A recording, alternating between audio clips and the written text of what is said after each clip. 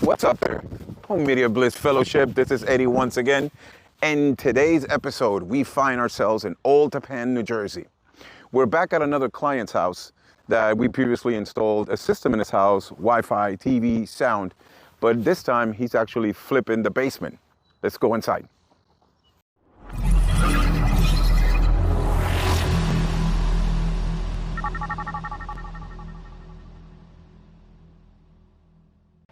Okay, crew, so now we're back inside of the house in our project. Let's take a look at what we're gonna be doing. So, my team members, they actually are very creative and I trust them. However, they always love a plan. And what is the best thing to have in a project? It's a plan. So we looked at floor plan. So over here is actually a mock-up of the actual design of the basement. We have a mechanical room, we got a stairway, gym, bathroom, entertainment, media room area, gaming area, and possibly a future bar over here for the client. So if you can see over here, we actually drew the locations of all the speakers and the wires that we have to run. So that's already been done. And unfortunately, we don't have a video on that one, so I apologize for that. But over here, we have a mock-up of the actual screen that we're gonna be installing. We're gonna be installing an SI screen, aspect ratio 16:9, lunar gray, 140-inch screen with the Infinity Edge on there. So what we need to do today is actually get our measurements on our wall so we can actually dig out the speaker locations that we're gonna be cutting out today. So we go over here on this side, we got team member Gus, and he's shooting out a laser in the area that we're gonna be installing the screen. So behind the sheetrock, we already pre-wired the speakers. We're gonna have cinematic speakers cut into the wall, and then the screen will go on top. Now the screen's not gonna go on today, because we're just roughening the speakers on the sheetrock. So, team member Gus shot a laser so we can get a true center of the wall, and then he's gonna mock up the locations of the speaker, he's gonna mark them, and then he's gonna cut this out. So we'll put you on a time lapse so you can actually see him doing that. Let's go.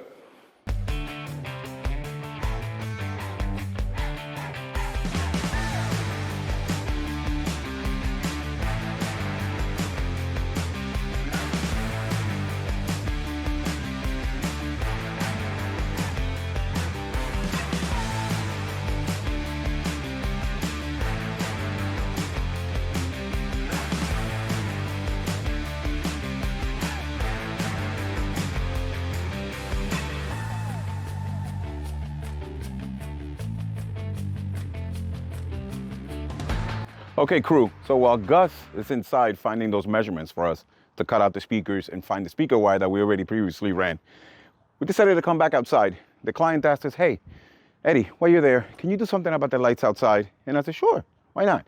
I'm tired of going outside and I'm making sure if the lights are on, if the lights are off, my kids are leaving this and on, and I want to be able to monitor the outside. And we said, okay, great, not a problem. Tell me which lights you want to be able to control. So he decided he wants to control the driveway and the front porch. So let's go back inside and find out which switches control these two areas. Come on. Okay, so we're back inside of the house. We did find the two switches that we're gonna be working with, the driveway and the front porch. We did find the front porch just now. However, the customer has very friendly dogs that are super excited to see us here. So they're, filling the background with a lot of barking. So we decided to come to the garage and find out which of these two switches control the light. So obviously this one controls the inside of the garage, so this one controls the outside. So we'll go ahead and take this apart and remove the switch, and let me show you what we're gonna replace it with. We're gonna replace it with, oh my God, what the hell is that? Get out of here, you. All right, it's just a little bit of humor, I'm sorry. We're gonna be working with a Lutron Caseta system, all right? I believe that this is a great entry-level product. We're not endorsed by them, they're not paying us, but I just know that this works. And with this app, we're gonna be installing a smart hub down in the rack with the network, and we're gonna be adding a controllable switch. Now this is a dimmer, up to 150 watts per LED. So you might say, hey Eddie, what are you doing with electrical? You're not an electrician, what are you doing? Don't touch that. Well, listen, I'm not a mechanic, but I can change my own oil. I'm not a mechanic, but I can change a flat tire, okay? So as long as you understand and respect electricity and how it works, anybody can just change a dimmer. This is not a how-to video, and this is not me telling you how to do it and go do it. This is us demonstrating how we replace it, very safe, and by just following the instructions, all right? So let's go ahead and take that out. and replace that switch. So to recall again, we had what I like to call a dead man switch, or just an on and off mechanical switch that turns the light on and off Decora style. And we switch it to the Lutron Caseta dimmer. So we have power back. So if you get a little close shot on this, now you can see that if I hit the on light, you're gonna see the little LED rise. And if I hit the off, light goes off. I also have the little raise or dim, not a problem. So the next step is to go back into the data rack that we installed before so we can add the smart hub. So we can connect it to the network, program the app, and get these lights paired up to the system. So let's go. All right, crew, we're right back downstairs in the mechanical room in the basement. And this is a rack that we previously installed about 2 years ago that we were, 2 years ago or so. And in this little mini wall rack, we installed some audio equipment. We have a Denon surround sound system for the upstairs living room. We have controllable smart IP watt box that allows us to control the outlets. We have 3 Sonos amplifiers in here. We're gonna add more because in the basement we're doing more zones. We have our Arachnus gigabit switch and our Arachnus PoE managed switch that controls the access points and all the Wi-Fi upstairs. On top, we have a cable box. And so what we're gonna do is that we're gonna add the Lutron Caseta hub, comes with a power plug and a small little Ethernet cable. So let's get that connected and program the app.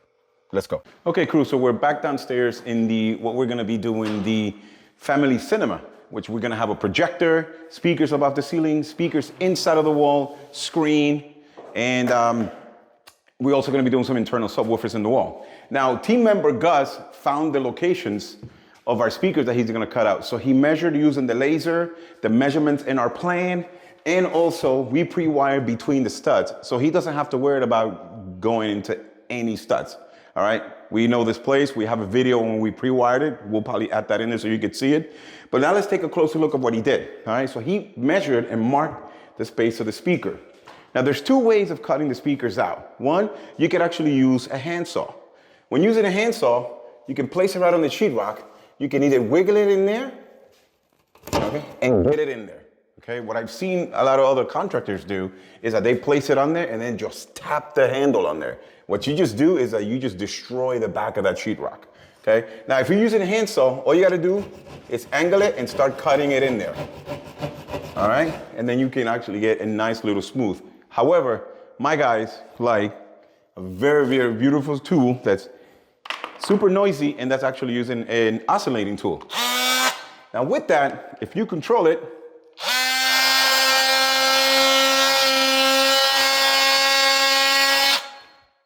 take a look at that. It's a very fine cut, a lot sexier than using a handsaw. See that? It's very fine and super perfect, no margin of error. So our guys actually like to use the oscillating tool.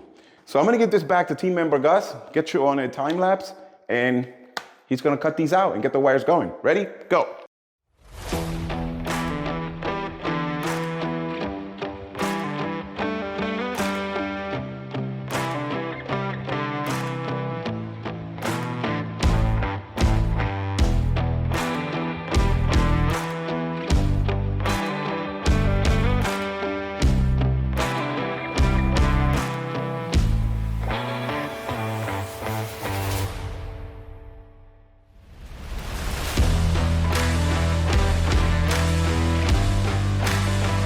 Okay, crew, we're right back on our cinema wall where we're gonna install the in-wall speakers and the surface mounted screen. But there was a slightly small error in our measurement, so we made a small boo-boo here. Not to worry, we're gonna go ahead and patch that up. Actually, Gus, team member Gus, is gonna do that for us while we keep filming around. And then notice that he actually already has the patch back in there. He's gonna patch it, make it pretty, make that go away, and this is the actual cut what the speaker's gonna be. Okay, let's get out of here. Okay, cool. So while Gus is taking care of that patching for us on that cinema wall, let's go ahead and go back to our design here and let's go into the gym area where we're gonna talk about the speakers that we're gonna install in the ceiling. Okay, crew, we are inside what's gonna become the gym, which the client is gonna have a TV on the wall, 2 speakers on the top, 4 pancake lights, LED installed in the ceiling. And let's talk about the speakers that we have selected for this particular project. We are using the Origin Acoustics D85 in-ceiling 3-way speaker. We love this company, and they've been good to us. We're not being sponsored by them anyways, but we just love the speaker. And this is what we're gonna install inside the ceiling for this client in the gym. If you take a look at the ceiling already, we have already pre-cut the speaker. And what we like about these speakers is that the outer rim and the outer ring of this speaker is actually the bracket.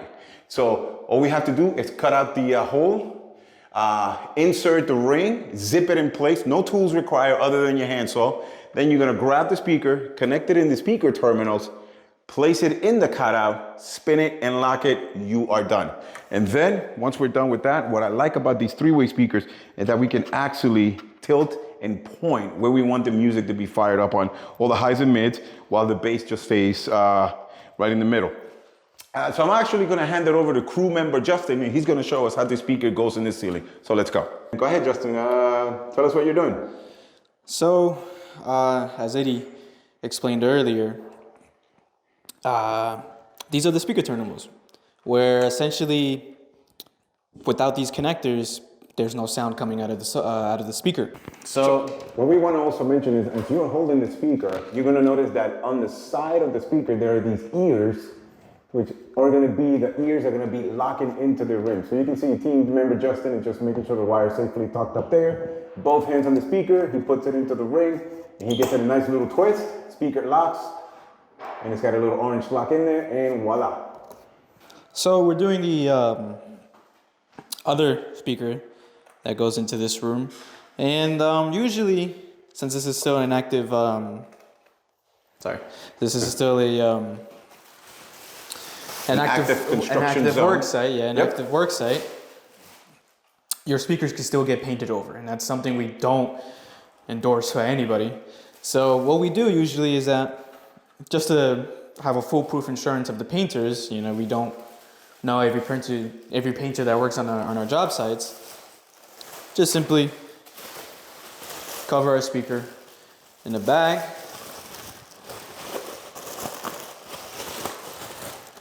Ensure there's no air in there.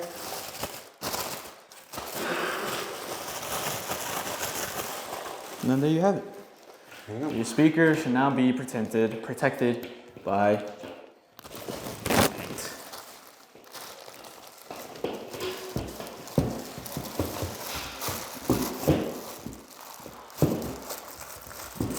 Okay.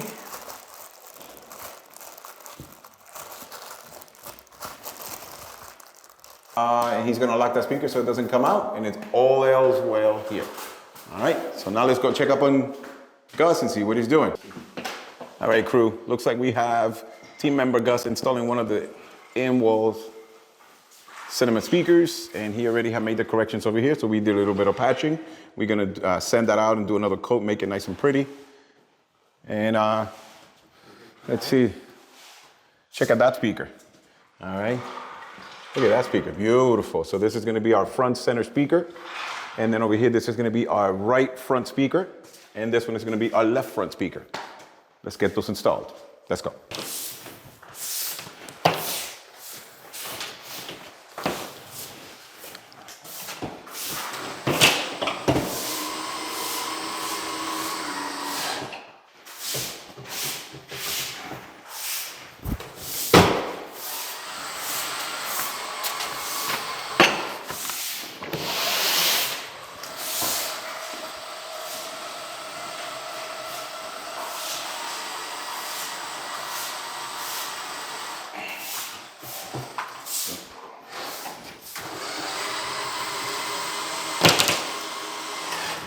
All right.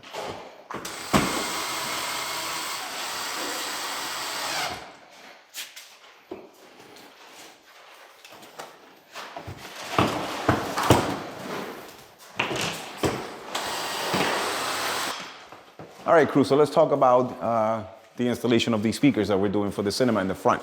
So we have our front center speaker and our front right speaker that Gus just installed. And over here, we have one more speaker that we have to install. This is the front left. And the reason why it's front is because when you're sitting on it, this is the speakers that you're looking at, so those are the ones in the front. Then you have your center, your right, and then you have your front left. And if you notice over here, we ran some speaker wire. So let me just go ahead and talk about the speaker wire that I ran over here. Okay, so normally a speaker takes two strands. You have your positive and your negative. You see here that we ran quite a few wires. Well, that's simple. Let me go ahead and strip this wire here and explain to you what we're doing. Okay. Now, at the center speaker, we ran one single 14-4 stranded speaker wire. But on the front left, we ran a 14-4. 14-4 means 14 gauge of the speaker strand, and 4 means 4 wires. You can see 4 wires here. So you're asking me, Eddie, why are you running 4 wires into a speaker? Well, from here, this is the main feed from our amplifier, from a cinema amplifier that's going to be in the rack. Then we're going to take one pair of this, and it's going to feed this speaker. The other pair, we're going to splice it into this, which is acting as the jumper to that other speaker. So then we don't have to actually run way too many wires back to the rack. One wire takes care of 2 speakers. This speaker is acting by itself as a center, so we ran one single wire for that one. But on this one, we use it as a jumper to go to the front right, one single wire going back out to the rack. We repeated that for every pair of speakers throughout the place. Okay, so let me show you a little trick that we're going to do here to join these speakers. Let me show you a trick that we do to join these speakers together. All right, crew, as we're getting closer to putting the finishing touches on these front speakers, let's go ahead and talk about the wires that we're doing here. All right, so I need one wire to feed that speaker on that side, on the right-hand side, and then I need one speaker wire to feed this speaker on the left. So this is the one wire that's feeding that speaker, so we're gonna need that. Let me show you a real cool trick so these wires don't dangle and get all lost inside of the wall.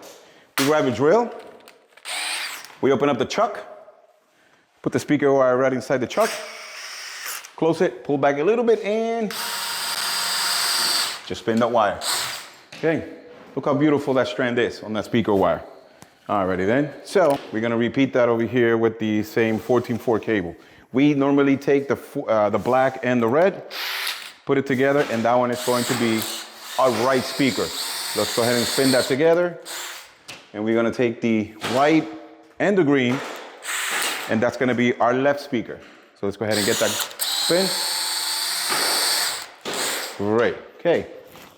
So as I mentioned, the black and the red is gonna be our right speaker.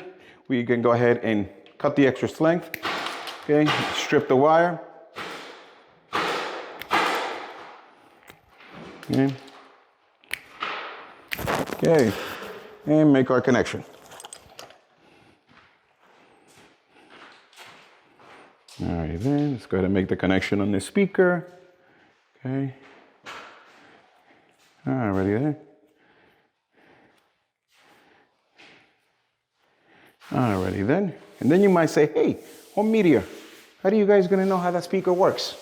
How do you know that speaker is gonna work or not? Well, we could test it right now using a tester, and then we'll go ahead and make some noise. So check this out.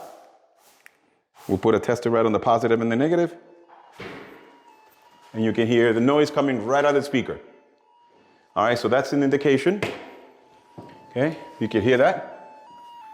We're making a noise on that speaker. That's an indication that this speaker works and our connection works. All right? So now that we have made the connection on there, we'll go ahead and put a pair of butt connectors on that. I'm sorry, not some pigtails. And we'll go ahead and get that speaker connected to the one wire that's here. And then we'll connect it here. All right, there's our tie. Now it's connected, and now it's connected back to the rack. And we're gonna have our sound coming in.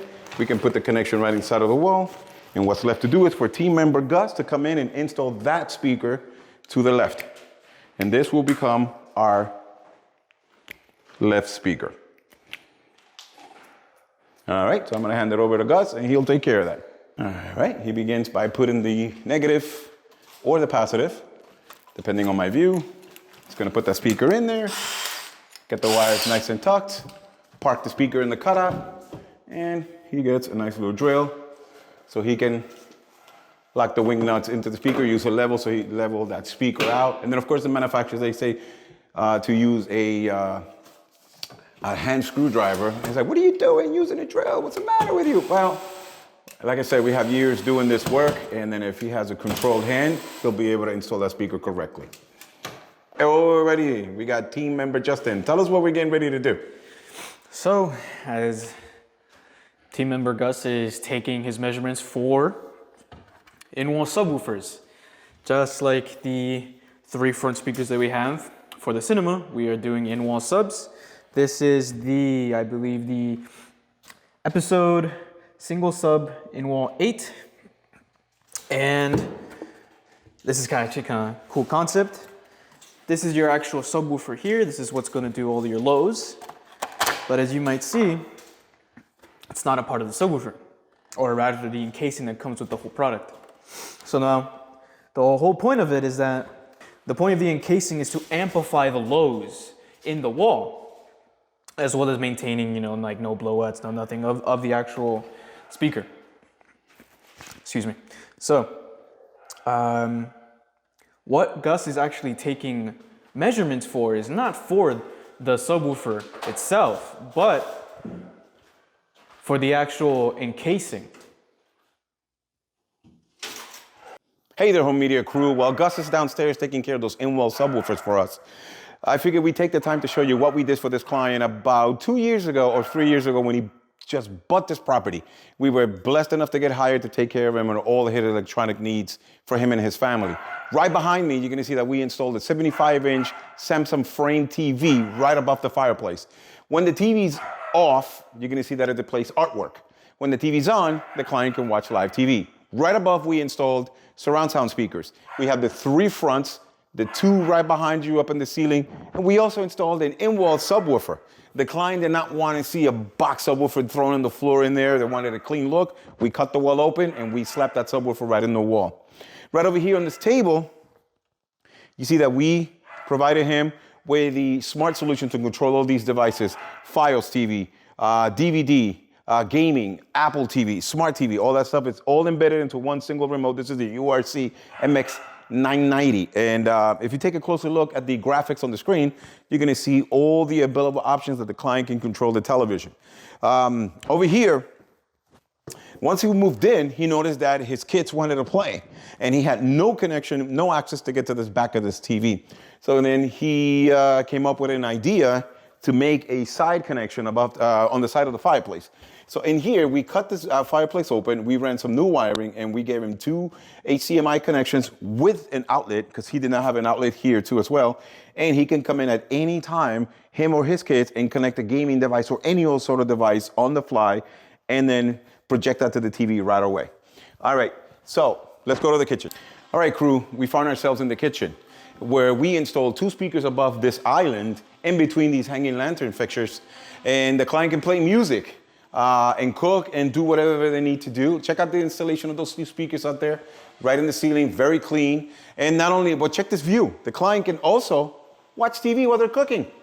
And they can watch that beautiful 75-inch frame Samsung TV above the fireplace. But was that the only TV that we installed? No. Let me show you another one. Now, making our way outside from the kitchen patio doors, we find ourselves in their outdoor patio, which above we installed 2 speakers where you can listen to music. But check that out, we also installed a TV outside. So the client can watch TV outside, entertain, turn on a fan, and listen to music, or whatever the TV is displaying, he can listen to those speakers outside, control that with their phone.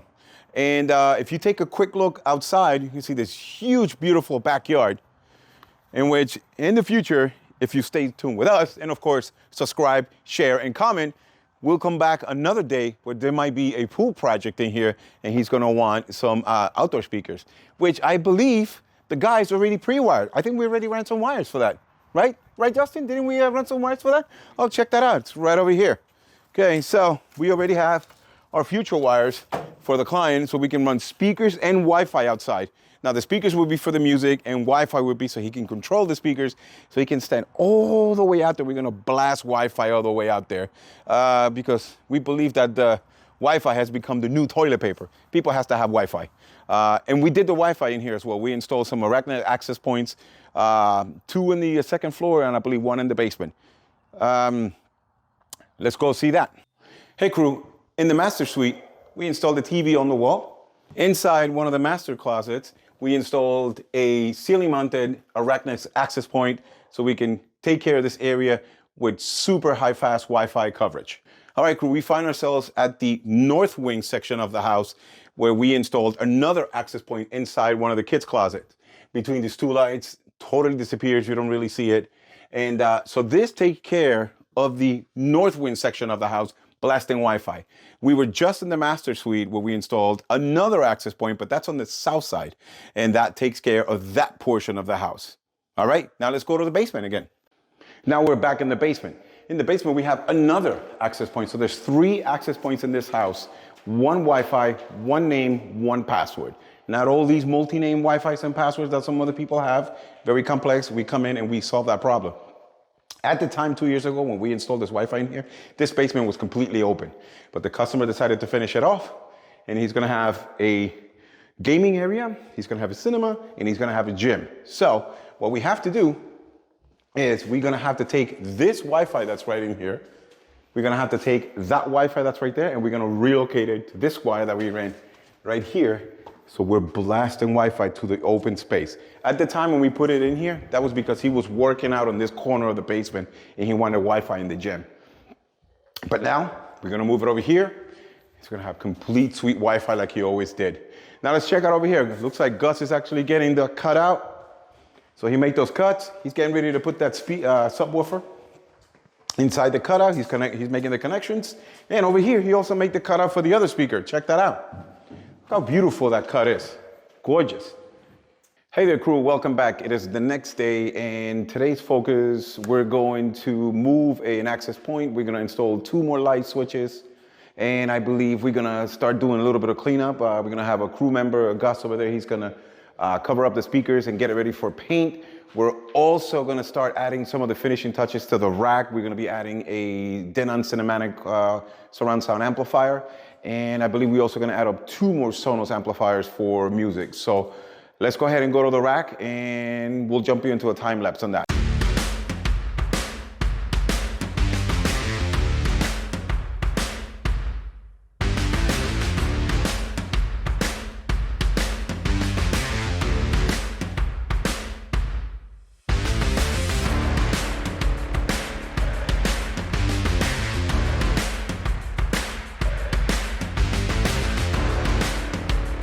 Hey crew, we're back in the mechanical room. From that time-lapse video we just showed you, you saw the home media crew adding more equipment that's going to be pushing the new finished basement. Now, there are a few more things that we got to come back and do, such as installing the screen and the projector, but this rack is almost pretty much done. So that'll be another video, so stay tuned for that one, all right? All right, crew, that's going to do it for this video.